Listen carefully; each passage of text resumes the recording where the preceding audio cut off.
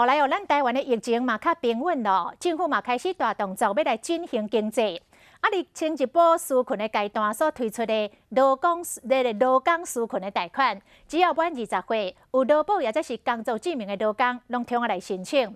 这无到1个月时间，100万的名额已经有将近98个人来，98万人来申请咯。是不是又来增加到名额？劳动部讲，并无接到相关的指示。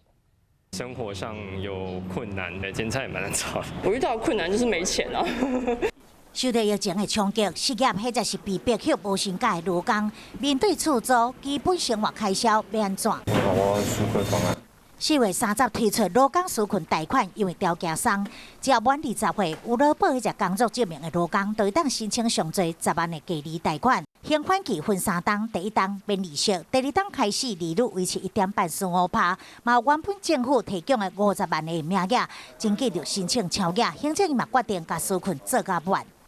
我们会再加1倍，再加另外一个50万。总预算1000亿的劳工纾困贷款，增加到100万的名额了后，不到1个月，已经有97万外人申请，65万外人携带，已经有49万外人就晓，名额只剩2万外。不过，有3%被拒绝贷款，劳动部低调表示，即马政府开始大动作进行纾困方案，也要进入尾声阶段，目前并无加码拍算。